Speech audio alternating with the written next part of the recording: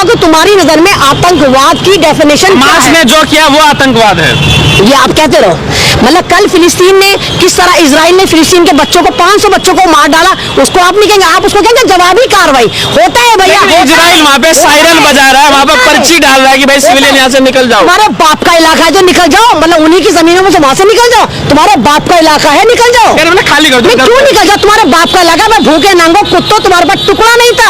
1935 के इन भिखारियों की तस्वीरें देखो और जाके देखो कि फ्रांस में, जर्मनी में इनका किस तरह नरसंहार करा था हिटलर ने। भूल गए वो तस्वीरें? तुम तो बोलो को गद्दार, तुम्हारी जो मदद करता तुम उसको खा जाते हो। अरे गद्दारो, तुम तो अपने खुदा के ना हुए।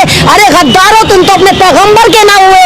तो जो लोग खुश हो रहे हैं, मंदिरों में पूजा करके घंटे बजा रहे हैं और लगा रहे हैं, तो उनको मैं पहले बताऊं कि ये बद्दीन लोग, यहूदी लोग अल्लाह ताला को मानते हैं लेकिन अल्लाह ताला की तालीम को नहीं मानते। ये जिन मूसा अलैहिस्सलाम को मानते हैं, 124 करोड़ पैगंबर में से हमारे एक पैगंबर है मूसा अलैहिस्सलाम, ये उनकी नाफरमानी करते हैं। और जिस तरह आपने देखा कि अटल बिहारी वाजपेयी लगातार जब भारतीय जनता पार्टी बन रही थी तो लगातार कह रहे थे, ए हिंदुस्तान वासियों हमारी पार्टी में आओ, हम वादा करते। वो किससे कह रहे थे? वो मुसलमानों से कह रहे थे। वो मुसलमानों से कह रहे थे कि अरब देश हमारा मित्र है, मित्र रहेगा, हम फिलिस्तीन के साथ खड़े हैं। आप ये कह रहे हैं भारत का मुसलमान उसी को वोट देगा जो विदेशी मुसलमानों को, बाहर के जो देश है मुस्लिम मुल्क है, अगर उनकी हिमायत करेगा तो भारत का मुसलमान तभी वोट देगा। मुझे लगता है कि आपको लगता है कि भारतीय जनता पार्टी ने तुम जैसे लोगों को कर दिया है कि तुम लोग मेरे ख्याल से जाके इजराइल में आधार कार्ड बनवा रहे हो या वोटर आई कार्ड बनवा रहे हो कि 24 में मेरे ख्याल से तुम अपने विश्व गुरु को इजराइल से जितवाओगे, वहीं पर तुम शायद अपने आधार कार्ड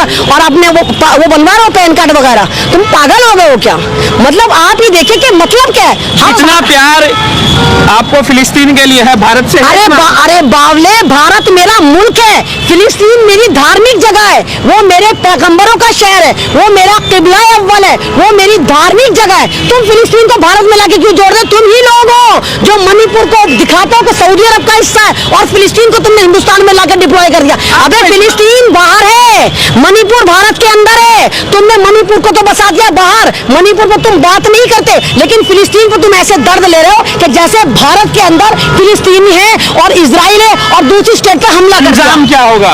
अंजाम कुछ नहीं होगा, अंजाम जीत हक की होगी। लगातार 75 सालों से जुल्म हो रहा है, लगातार हो रहा है, लेकिन मैंने फिर कहा कि अल्लाह ताला सुप्रीम खुदा है बैठा हुआ है और वो लोग मरने क्या है। यहाँ का सबसे जीदार मुसलमान, सबसे ज्यादा ईमानदार मुसलमान, सबसे ज्यादा ईमान पे कायम रहने वाला मुसलमान फिलिस्तीनी है। उनको पता है कि हमारा इंजाम, इजराइल ने लेबनान पे भी हमला कर दिया, तो उसको आतंकवाद नहीं कहोगे? आपने तो आपके मुंह से तो नहीं फूटा कि आतंकी इजराइल ने लेबनान पे हमला कर दिया? लेबनान में क्यों नहीं कहा?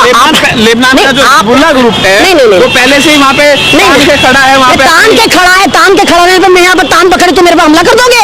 मतलब कोई भी खड़ा होगा हमला कर दोगे? यानी आतंकी मुल्क को, इजराइल को सोशल मीडिया के साथ, स्ट्रीम चैनल के साथ पूरे भारत के लोग बचाने पे तुले हुए। अब तो मोदी जी ने भी अपना स्टेटमेंट चेंज कर लिया। मोदी जी को याद आ गया कि रशिया से उन्होंने युद्ध रुकवाया था, उनको याद आ गया कि उनके प्रधानमंत्री अटल बिहारी वाजपेयी जिनके साथ हम खड़े, हम आतंक के साथ नहीं खड़े, हम अपने देश के साबिक प्रधानमंत्री अटल बिहारी वाजपेयी के साथ खड़े जिन्होंने कहा था आई सपोर्ट फिलिस्तीन।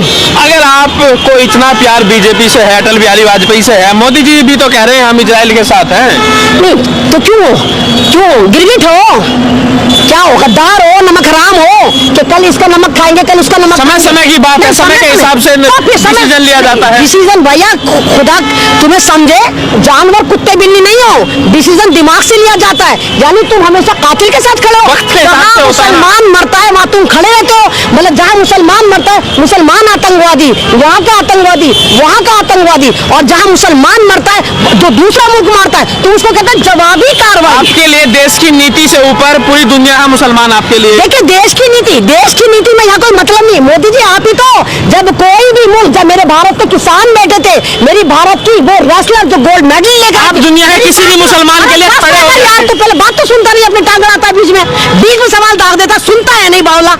जब हमारी पहलवान बैठी थी गोल्ड मेडल लेकर आई थी, तो जब अमेरिका से और दूसरे मुल्क से ट्वीट हो रहे थे तो मोदी जी ने कहा था यह हमारा आंतरिक मामला है।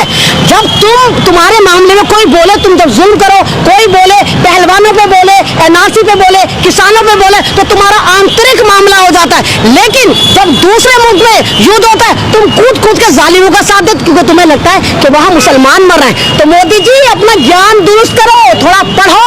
तुम्हारे आधार कार्ड, तुम्हारे वोटर आई कार्ड कितने को इजराइल से ना बनने मोदी जी। एमन रिजवी दुनिया के किसी भी मुसलमान का समर्थन करेगी मोदी का विरोध करने के लिए। क्यों भाई, यानी कि मोदी जी हिंदुस्तान के मुसलमानों को नीचा दिखाने के लिए दुनिया के हर मुसलमान को नीचा दिखाएंगे?